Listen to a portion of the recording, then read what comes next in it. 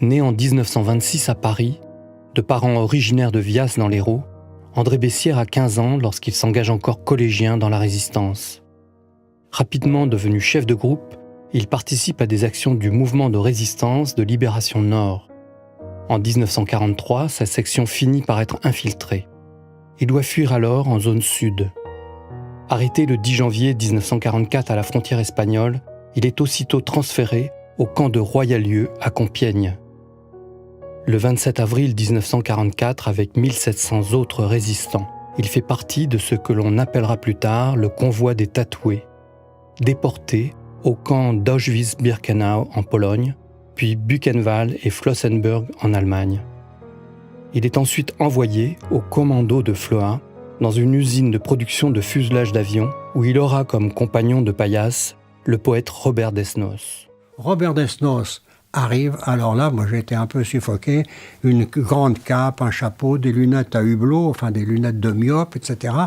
Et il se met à dire « Excusez-moi, mais j'ai fait un rêve cette nuit, il fallait absolument que j'aille sur la place pour réfléchir à quoi correspondait le rêve que j'ai fait et qui était curieux.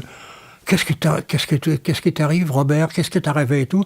Ben voilà, j'ai rêvé dans la nuit que on me donnait des bols de bouillon bouillant, on me les forçait à les boire, je les recrachais, ça me brûlait de partout. Voilà, j'ai pas compris ce rêve. Et c'est tout à l'heure en me promenant que j'ai compris ce qui m'est arrivé. C'était pas du bouillon que je buvais, c'était des potages. Et potage, c'est 3 syllabes. Lisez-les à l'envers. Gestapo. J'en avais plein le cul de la Gestapo, etc. Alors tout le monde se met à rire. Robert Desnos m'a toujours pris pour le fils qu'il n'avait pas eu. Ça veut dire par là que j'étais pas son ami. Hein, et il avait avec moi une attitude paternaliste. Hein, il m'a raconté beaucoup de choses. Jamais de confidence. Toujours avec de la pudeur, etc. Robert Desnos, ce qu'il avait, c'est que tous les soirs... Alors là, je vous passe de la vie que nous menions, bien entendu.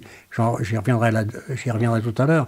Et là, il fallait tenir le coup. Pour tenir le coup, il fallait surtout éviter de penser aux siens, à sa famille, à ce qu'on était.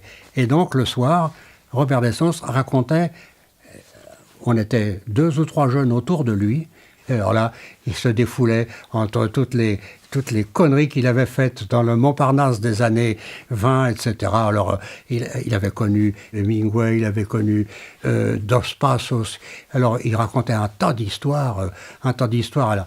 Et nous, et moi, je disais, il faut que je retienne tout ça pour que je fasse comme mon grand-père a fait avec mes parents, ou mon père, qui nous racontait sa guerre de 14. Moi, un jour, je raconterais tout ça. Et je retenais tout ce qu'il nous disait. Aujourd'hui, quand je cause de ce que m'a dit Desnos, de ce que m'a dit...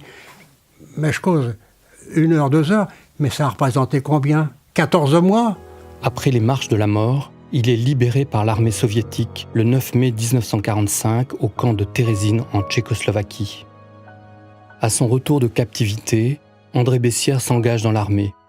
Réformé pour raison de santé en 1948, il reprend ses études, obtient son diplôme d'ingénieur en travaux publics en 1950 et fonde sa propre entreprise. Dans les années 60, il participe à d'importants travaux dans le Constantinois et vit le drame algérien jusqu'à son terme. En 1983, il se retire des affaires. De son histoire personnelle engagée, il n'en reparlera plus pendant 38 ans. Mais à l'heure de sa retraite face aux négationnistes qui nient la réalité des chambres à gaz dans les camps de concentration, André Bessières, avec l'appui patient de son épouse Danielle, voit émerger en lui cette nécessité de transmettre son vécu de résistant et de déporté.